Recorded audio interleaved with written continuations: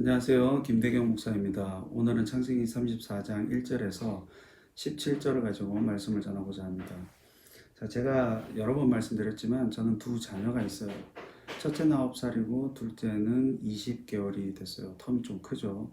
사실 둘째 계획이 없었어요. 하나만 잘 키워보자 뭐 이런 마음이 있었는데 첫째가 동생이 있는 애들이 너무 부러웠나 봐요. 그래서 첫째가 4살이던가 어느 날 혼자 놀면서 이러는 거예요. 손을 다 모으고 하나님 우리 엄마 뱃속에 동생을 넣어주세요. 알았다. 이러고 노는 거예요. 저 들으라는 거죠. 그 이후부터 어디를 가든지 하나님 엄마 뱃속에 동생을 넣어주세요. 알았다. 자기 혼자 기도와 응답 놀이를 하는 거예요. 결국 그 압박에 못 이기고 아내와 제가 동생이 필요하겠다라고 생각을 했어요. 그러다가 곧바로는 안 생기고 한 3년 뒤쯤에 생기긴 했죠. 그 사이에 얼마나 많은 아들의 기도와 응답, 놀이 압박을 들어야 되겠어요. 결국 이제 아기가 생기긴 했어요. 그리고 둘째가 태어났어요. 그런데 자기가 간절히 원해서 그런지, 그리고 터울이 커서 그런지 첫째가 둘째를 잘 돌봐요. 지금은 방학 때가 되면 아내는 한두 시간 더 자고요. 아들이 둘째가 일어나면 기저귀 갈고 우유 먹이고 혼자서 1시간에서 1시간 반쯤 놀아줘요. 그러면 아내가 늦지막이 일어나서 첫째 밥을 차려주고요. 그러니 아내 입장에서는 방학이 더 편하대요. 그러던 어느 날 아들이 학교 갔다 와서 자기 반 여자애가 자기한테 사귀자고 고백을 했다는 거예요. 초등학교 1학년인데 요즘 애들 너무 빨라요. 요즘 뭐 사귀고 그런 열풍이 부나 봐요. 저는 태어나서 한 번도 고백을 받은 적이 없는데 내가 고백을 했으면 했고 차였으면 차였지. 근데 초등학교 1학년인데 우리 아들이 고백을 받는다. 그래, 넌 성공했다. 그 생각을 했어요. 그런데 한편 왜 거절을 했을까? 그 고백을 한 여자애가 괜찮대요. 성격도 좋고 그 애가 반 애들 중에서 제일 낫다고 했던 기억이 있거든요. 그래서 제가 물어봤어요. 아들, 너 오늘 고백받았다며? 응. 누군가 나한테 사귀자 그랬어. 근데 거절했어? 왜 거절했어? 너 걔가 괜찮다며? 그랬더니 아들이 뭐라고 하냐면, 아빠, 사귀면 어떻게 해야 돼? 결혼해야 되지. 결혼하면 어떻게 해야 돼? 애 생기지. 애기 생기면 어떻게 해야 돼? 돌보고 기저귀 갈고. 아빠, 육아가 얼마나 힘든지 알아? 나는 하영이 동생 하나 돌보기도 힘들어. 아빠도 지난번에 똥기저귀 가는 게 제일 힘들다며. 제가 그 말을 듣고 기가 차는 거예요. 근데 한번 잘 보세요. 이게 인간이 가지고 있는 심리예요. 사람은 그렇게 원하고 몇 년 동안 갈망하던 그것이 이루어졌을 때 거기에 만족하느냐? 거기에 감사하고 감격하면서 살면 얼마나 좋아요. 근데 그게 아니라는 거예요. 일반적으로 원하고 갈망하던 그것이 이루어지면 다른 결핍에 대한 갈망이 지금 성취한 것에 대한 불만으로 표출된다는 거예요. 이게 인간이에요. 그렇게 원하고 갈망하던 것을 얻으면 그게 다인가? 아니라는 거예요. 오늘 성경 본문은 이 문제를 다룹니다. 무언가 갈망하고 원하던 근원적인 것을 얻게 되면 만사오케이인가? 내가 갈망하던 위치와 그 자리에 오르면 그것으로 족한 것인가? 야곱이 오늘 이 문제를 보여줘요. 하나님의 선택, 장자의 권한, 야곱이 엄청난 노력을 해서 쟁취를 했죠. 그러면 끝인가? 그게 다인가? 갈망하던 그 권한과 장자권과 축복을 얻어내면 그걸로 족한 것인가?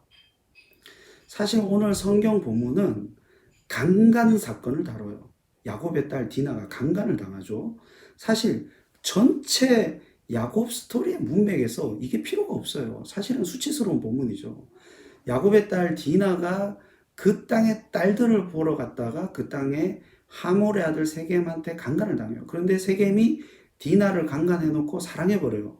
그래서 결혼을 하려고 아버지에게 말을 해가지고 세겜의 아버지가 아버지와 디나의 아버지 야곱이 만나서 일종의 협상을 합니다.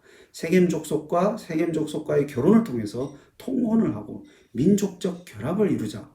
이 땅에 머물러라. 돈도 엄청 주겠다. 근데 야곱의 아들들이 역제안을 하죠. 할례를 안 하면 안 된다. 할례를 하면 통혼을 허락하겠다. 여기까지가 오늘의 본문이에요. 뒷 본문을 보면 세겜과 그의 아버지 그리고 그 족속이 다 할례를 받아요. 그때 야곱의 아들 시므온과 레위가 칼을 가지고 가서 모든 남자를 다 죽이고 하물과 그의 아들 세겜도 다 죽여버려요. 자, 그런데 오늘 본문 34장 앞에 어떤 문맥이냐? 야곱이 그 두려워하던 형 에서와 화해를 하는 장면이요. 야복 강가에서 이스라엘로 이름이 바뀌고 그 이후에 형 에서에게 죽을 줄 알았으나 극적으로 화해하는 아주 괜찮은 장면이에요. 그리고 오늘 본문 뒤에는 야곱이 에서에게서 도망가서 처음 그 천사가 오르락내리락 하던 것을 본, 그래서 벳엘 하나님의 집이라고 이름을 지었던 그곳에 도착을 하고 거기서 다시 제단을 쌓아요. 자, 그러니까 오늘 본문 디나 강간 사건이 없으면 이 두 본문이 연결이 너무 자연스러워요. 자, 그러면 이 디나의 강간 사건과 세겜의 족속들을 다 죽여버린 오늘 이 성경 사건이 왜 등장하는 걸까요? 이 사건의 등장 이유를 알기 위해서는 먼저 이 사건이 벌어진 근본적인 이유, 원인을 알아야 돼요. 자, 디나 강간 사건의 원인이 뭘까요? 사실 이 사건의 직접적인 원인이 디나 아니에요. 그래서 사람들이 디나가 그 땅의 딸들을 보러 간 것이 잘못이다라고 해요. 만약 안 갔으면 애초에 이런 일이 벌어지지 않았을 것 아니냐. 사실 이 말은 맞아요.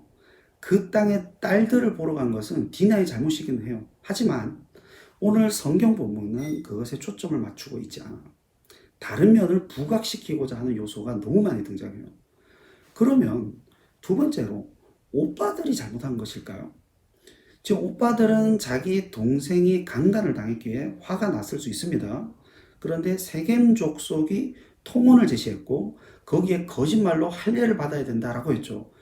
왜냐하면 할례 이후에 죽였으니까 할례를 받아야 결혼을 할 수 있다라고 한 것은 죽이려는 의도를 가지고 한 거짓말이죠. 실제 통혼을 위해서 할례를 받아야 되는 것은 맞는 제도이긴 하지만 일어난 결과를 놓고 보면 지금 죽이기 위한 목적으로 할례를 받게 한 거예요. 이거는 의도적으로 한 거짓말이죠.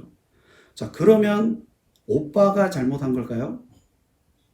자, 그런데 17절에 보면 너희가 만일 우리 말을 듣지 아니하고 할례를 받지 아니하면 우리는 곧 우리 딸을 데리고 가라. 그리고 26절에 칼로 하몰과 그의 아들 세겜을 죽이고 디나를 세겜의 집에서 데려오고. 자, 이게 무슨 말이에요? 지금 디나는 세겜의 집에 잡혀있는 상황이에요. 그냥 집에 돌려보내고 정식으로 청혼을 하고 정식 결혼 절차를 밟는 그런 상황이 아니라는 거예요. 이거는 사실 통혼의 협상을 동등한 위치에서 진행한 것이 아니라 유리한 갑의 위치에서 협박 혹은 겁박을 한 거라는 거예요. 그러면 오빠들은 디나를 구출하고 싶은 거죠. 단순히 오빠의 잘못이라고 보기는 힘들어요. 어찌 보면 이 사건만 놓고 봤을 때는 오빠들은 동생을 구출한 영웅인 거죠. 자, 그러면 오늘 사건에서 진짜 문제는 도대체 뭘까요? 진짜 문제는 야곱, 지금 성경 저자는 야곱을 비난하고 있어요. 야곱. 1절을 한번 보면 이 에피소드의 시작을 이렇게 해요. 레아가 야곱에게서 낳은 딸 디나가. 이건 굉장히 이상한 묘사예요. 성경에서 딸을 묘사할 때 혹은 여인을 묘사할 때 그녀의 부모를 이렇게 설명하는 것은 대단히 이례적인 일이에요. 이것은 뭔가를 보여주고자 하는 저자의 의도성이 있는 표현이에요. 그럼 그게 뭐냐? 레아가 야곱에게서 낳은 딸. 레아가 누구예요? 야곱이 사랑하지 않는 아내 레아. 이것을 지금 부각시키는 거예요. 근데 이 딸이 강간을 당했어요. 이 딸이 강간을 당했는데 야곱의 반응이 어떤가? 5절에 야곱이 그 딸 디나를 그가 더럽혔다 함을 들었으나 자기가 아들들이 들에서 목축함으로 그들이 돌아오기까지 잠잠하였고. 자, 딸이 더럽혀졌다는 것을 들었으나 잠잠했대요. 생각해 보세요. 다윗은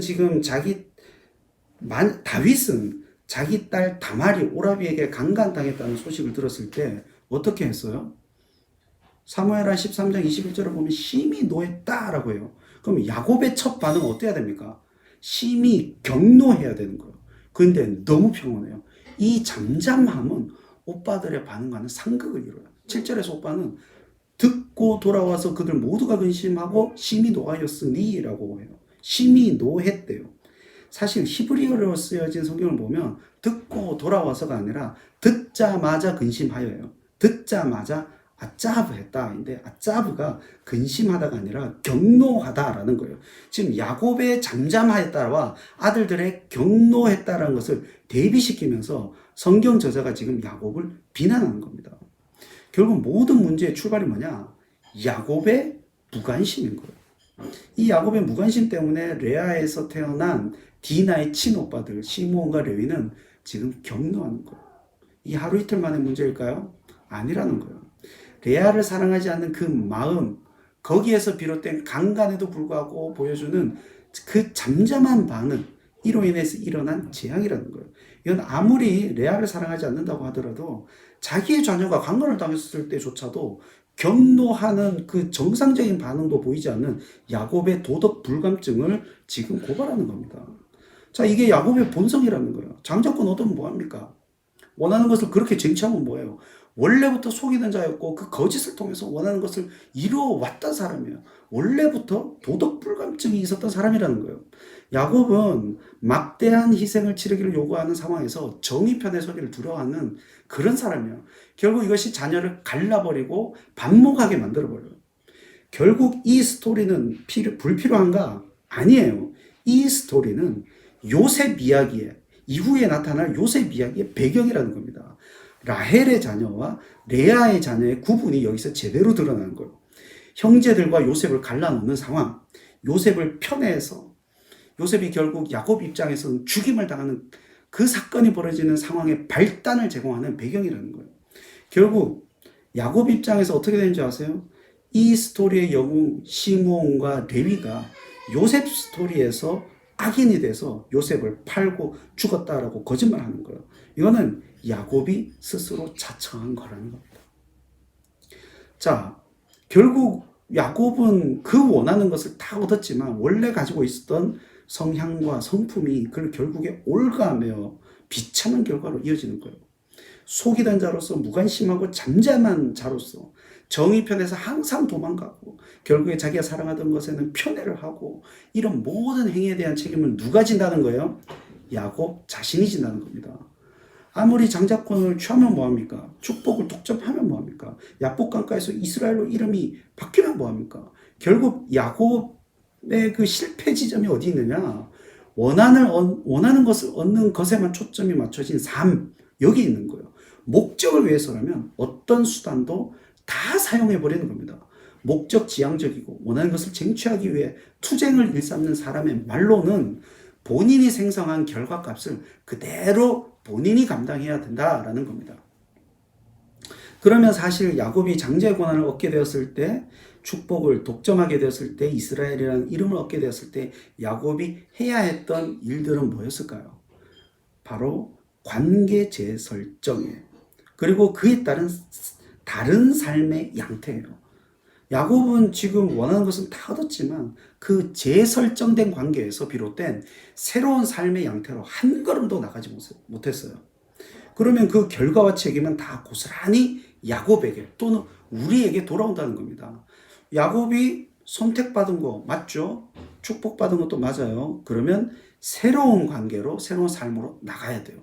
원하는 것을 얻는 목적 지향적인 삶만 추구하니까 그것을 얻고 난 다음에 새로운 관계에서 생기는 그 새로운 삶의 양태를 전혀 자각하지 못한 거예요.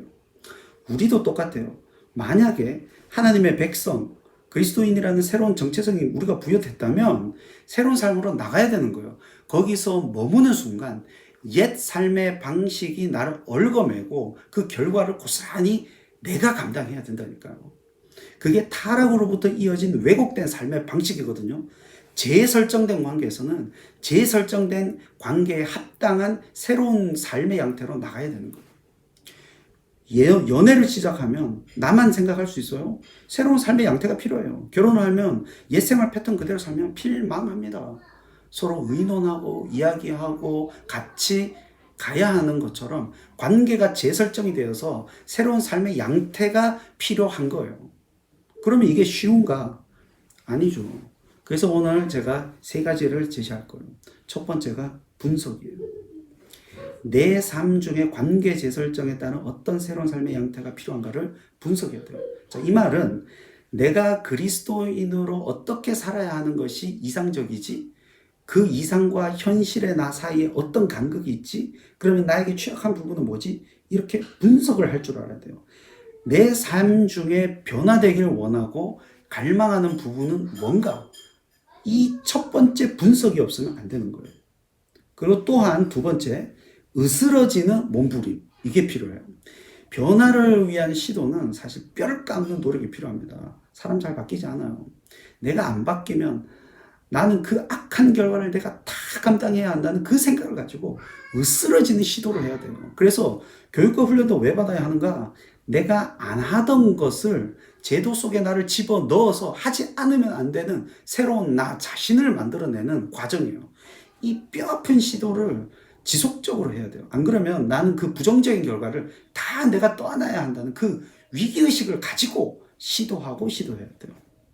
그리고 마지막으로 피드백. 으스러지는 노력과 시도에는 반드시 실패가 따라오게 되어 있어요. 내 모든 노력과 시도가 다 성공하는 것이 아니에요. 내 모든 시도와 노력에는 그래서 피드백이 있어야 돼요. 교역자, 가장, 을장과 함께 피드백을 받고 다시 나를 으스러뜨려 부셔버려야 돼요. 피드백 없는 노력은 반드시 실패합니다. 방향성 없는 노력으로 갈 가능성이 되게 높아요. 반드시 나 자신에 대한 객관적 피드백을 받아야 돼요. 이것도 아픈 과정이죠. 자, 저는 여러분들이 모두 얻는 데만 집중하는 과정을 무시하고 목적지향적인 삶에만 매몰되지 않았으면 합니다. 그래서 재설정된 관계에서 분석과 몸부림과 피드백을 통해 새로운 삶의 양태로 나아가는 하나님의 사람들이 되시길 주님의 이름으로 축원드립니다.